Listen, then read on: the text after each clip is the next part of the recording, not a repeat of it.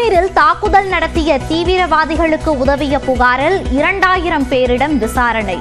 சந்தேகிக்கப்படும் 15 பேரை தொடர்ந்து விசாரிக்க NIA முடிவு. காலக்கெடு முடிந்தும் தங்கியுள்ள பாகிஸ்தானியர்களை வெளியேற்றுவது தொடர்பாக தமிழ்நாடு உள்துறை செயலாளர் தீரஜ்குமார் ஆலோசனை. காவல்துறை அதிகாரிகள் பங்கேற்பு. திமுக 234 தொகுதிகளிலும் வென்றாலும் ஆச்சரியம் இல்லை என முதலமைச்சர் மு.க. ஸ்டாலின் பேச்சு. எந்த கூட்டணி வந்தாலும் எதிர்ப்போம் என்றும் உறுதி. 220 வரும்னு சொன்னார். என்ன கஞ்சம் அதில் உங்களுக்கு 234 சொல்லுங்களேன். வந்தாலும் ஆச்சரியம் இல்லை. நம்ம எதிர்க்கக்கூடியவர்கள் எந்த நிலையில் வந்தாலும் சரி, எப்படிப்பட்ட கூட்டணி வச்சுக்கிட்டு வந்தாலும் சரி, ஒரு கை பார்ப்போம் என்ற உணர்வோடு தான் இன்றைக்கு நாம் நம்முடைய கடமை ஆற்றிக் கொண்டிருக்கிறோம்.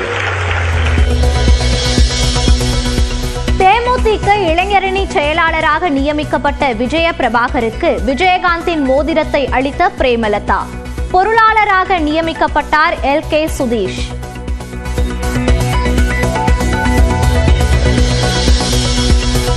பாமகவில் ராமதாஸ் அன்புமணி ராமதாஸ் இடையே தொடரும் மோதல். தனித்தனியாக மாநாட்டு பாடலை வெளியிட்ட நிலையில் தத்துமது புகைப்படத்தை மட்டுமே பயன்படுத்தியதால் சர்ச்சை.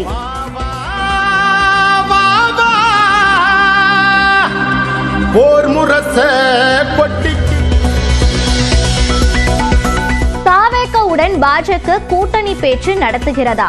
தகவல் ஏதும் தெரியவில்லை என தமிழ்நாடு பாஜக தலைவர் நயினார் நாகேந்திரன் விளக்கம். வெற்றி கழகத்தோட கூட்டணி பேச்சுவார்த்தை நடைபெறுது பாஜக கூட அப்படிங்கிற மாதிரி ஒரு அரசியல் புரசலா ஒரு தகவல். நீங்க சொல்ற அரசியல் புரசல் எனக்கு தெரியல. நான் நேற்று தான் பாரத பிரதமர் நரேந்திர மோடி அவர்களையும் உள்துறை அமைச்சர் திரு அமித்ஷா அவர்களையும் பார்த்துட்டு நேரே அம்பாளை பார்க்க வந்திருக்கிறேன். இப்போ உங்களை பார்க்குறேன். நாளைக்கு கோட்டையில் நம்ம எல்லாரும் பார்ப்போம். வாணியம்பாடி அருகே எருதுவிடும் விழாவில் தறிக்கெட்டு ஓடி சென்று முட்டிய காளை. பார்வையற்ற தம்பதி காயம்.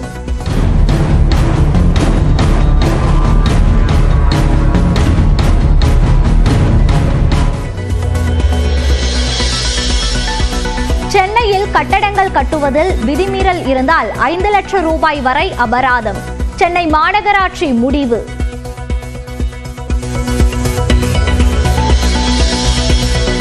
மதுரையில் தண்ணீர் தொட்டியில் தவறி விழுந்து சிறுமி உயிரிழந்த விவகாரத்தில் தனியார் பள்ளியின் உரிமம் ரத்து.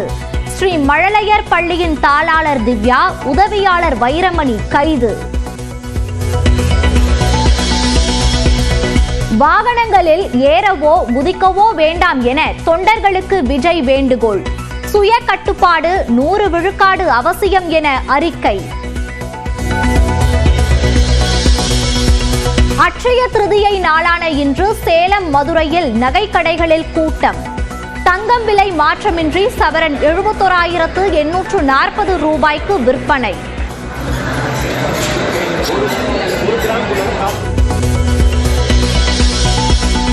உளுந்தூர்பேட்டை அருகே ஏரிமண் அள்ளுவதில் தகராறு. ஆயுதங்களுடன் தாக்கிக் கொண்ட இரு தரப்பினர்.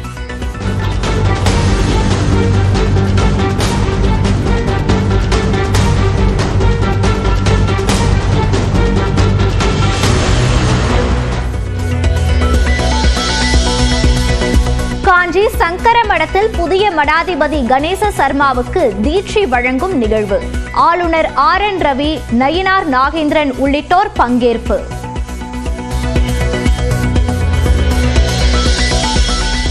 கொல்கத்தாவில் நட்சத்திர விடுதியில் ஏற்பட்ட தீ விபத்தில் 14 பேர் உயிரிழப்பு.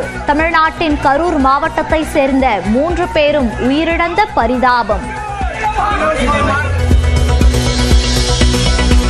நெல்லை மாவட்டம் கல்லிடக்குறிச்சி அருகே பலத்த காற்றுடன் பெய்த மழை. மேற்கூரைகள் பறந்து வீடுகள் சேதம். கர்நாடகாவின் மங்களூருவில் கிரிக்கெட் போட்டியின் போது பாகிஸ்தானுக்கு ஆதரவாக முழக்கமிட்டவர் கொலை. 20 பேர் சேர்ந்து அடித்துக் கொன்ற கொடூரம்.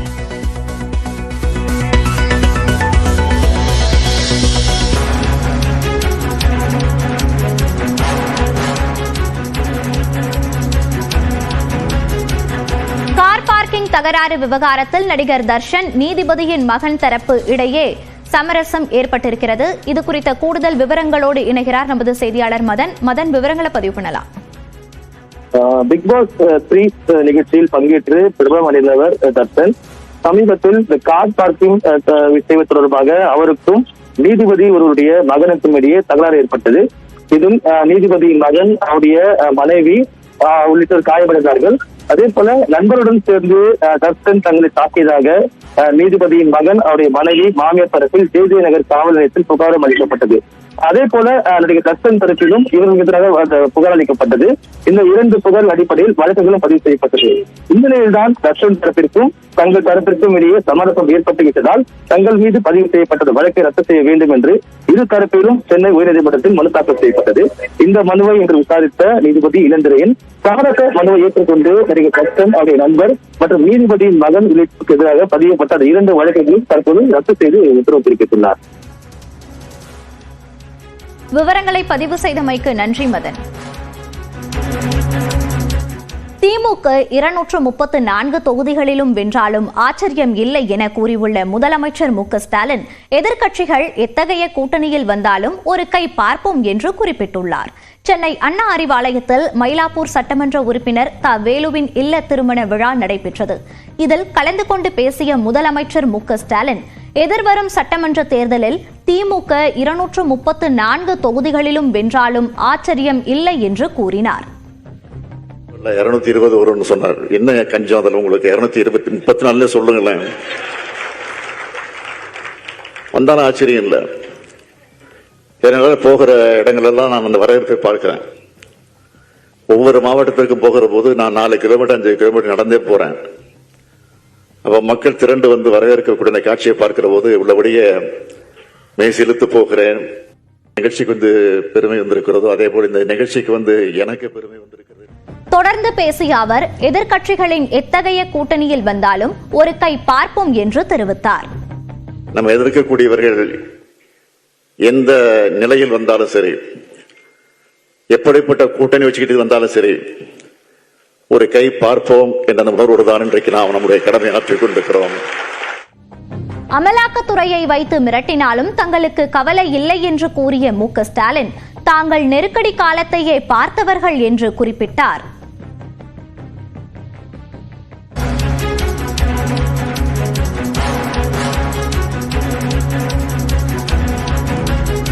சென்னை நூறடி சாலைக்கு விஜயகாந்த் பெயரை சூட்ட வேண்டும் என்று தேமுதிக பொதுக்குழு கூட்டத்தில் தீர்மானம் நிறைவேற்றப்பட்டிருக்கிறது.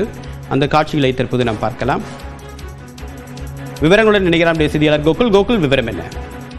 தருமபுரி மாவட்டம் பாலக்கோடு அருகே இருக்கக்கூடிய வெள்ளி சந்தை பகுதியில் தேசிய முற்போக்கு திராவிடர் கழகம் சார்பாக நடைபெறும் தலைமை செயற்குழு பொதுக்குழு கூட்டத்தில் 10 தீர்மானங்கள் நிறைவேற்றப்பட்டிருக்கிறது. முதல் தீர்மானமாக தேசிய முற்போக்கு திராவிடர் விடுதலை கழகத்தின் சார்பில் கழகத்திற்காக பணியாற்றி மறைந்த நிர்வாகிகளுக்கு அஞ்சலி செலுத்தும் விதமாக நிறைவேற்றப்பட்டிருக்கிறது. 2வது தீர்மானமாக ஜம்மு காஷ்மீர் பஹல்காம் பகுதியில் சுற்றுலா சென்ற பயணிகள் மீது தீவிரவாதி கொடூர தாக்குதல் செய்த 26 பேர் உயிரிழந்ததோடு பல பேர் காயப்பட்டனர். இதை தேமுதிக வன்மையாக கண்டிக்கிறது.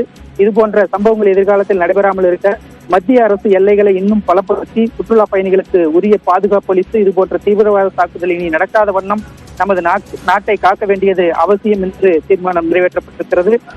அதே போல 10 தீர்மானங்கள் இந்த இதில் நிறைவேற்றப்பட்டிருக்கிறது. குறிப்பாக 5வது தீர்மானமாக வகுப்பு சட்டத்தின் மூலம் இஸ்லாமியர்களின் சொத்துக்களுக்கு எந்தவித பாதிப்பும் தீங்கும் ஏற்படாது என்பதை மத்திய அரசு உறுதி செய்ய வேண்டும் என தேமுதிக வலியுறுத்தி இந்த பொதுக்குழுவில் தீர்மானம் நிறைவேற்றுகிறது. அதே போல சாதி வெறி தூண்டுதலால் தமிழகத்தில் உள்ள மாணவர்கள் பழிவாங்கும் உணர்வும் போதைக்கு அடிமையாகும் நிலையும் இருப்பதால் மாணவர்கள் தங்கள் வாழ்வை இழக்கிறார்கள். எதிர்காலத்தை தீர்மானிக்கும் சக்தியாக இளைய தலைமுறையினர் இருக்கிறார்கள். அவர்களுக்கு நல்வழி காட்ட வேண்டியது அரசின் கடமையாகும்.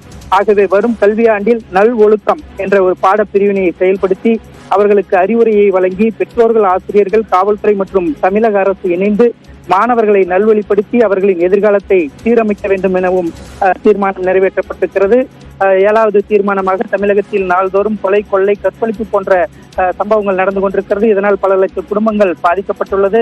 பல லட்சம் குடும்பங்களின் பாதிப்புகளும் சண்டை சச்சரவுகளும் அன்றாடம் நடப்பது ஒரு நிகழ்வாக உள்ளது. எனவே இது போன்ற சம்பவங்களுக்கு முழு கவனம் செலுத்தி குற்ற செயல்கள் ஈடுபடுபவர்கள் மீது கடுமையான நடவடிக்கை எடுக்க வேண்டும். இனிவரும் காலங்களில் பொதுமக்களுக்கு உரிய பாதுகாப்பு வழங்க வேண்டும் என்றும், மேலும் இதற்கு அடிப்படை காரணமாக இருக்கக்கூடிய மதுபான விற்பனையை படிப்படியாக குறைத்தும், கஞ்சா மற்றும் கள்ளச்சாராய விற்பனை முற்றிலும் ஒழித்தும் தமிழகத்தை காக்க வேண்டியது இந்த அரசின் கடமையாகும் என்றும் ஒரு தீர்மானம் நிறைவேற்றப்பட்டிருக்கிறது.